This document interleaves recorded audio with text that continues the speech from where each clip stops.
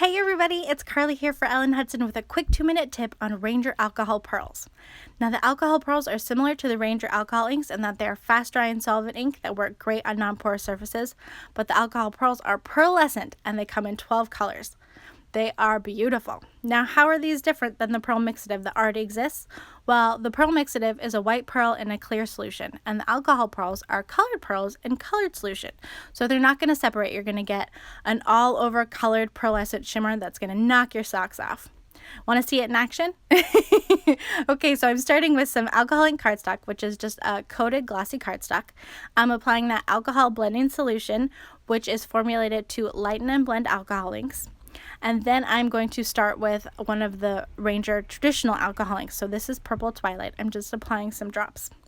Now before I apply those pearls, the first thing you should know is shake, shake, shake. Shake those pearls up and get them all mixed together. And then when you apply them, you're going to see this great sizzle as it kind of spreads the pearl around. It's hard to see on camera, but it is gorgeous and it is so fun. Now the thing I love about applying alcohol ink and alcohol pearl direct to paper is just you can't go wrong.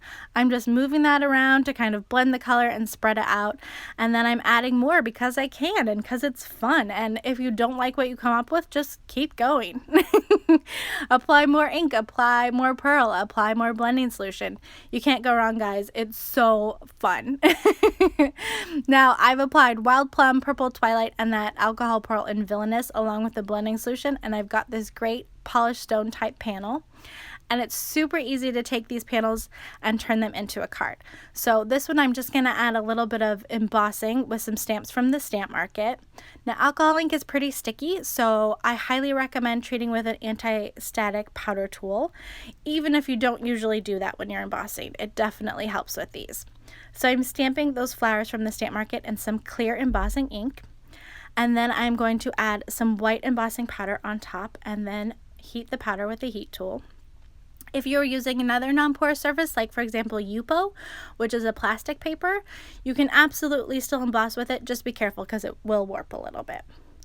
Now there you see, the card is so easy, so fun. This technique is so great. I know we just blew through this super quick, but we will definitely be talking about it more. Thanks so much for watching. You can find more information on the Ellen Hutson blog, and have a great day.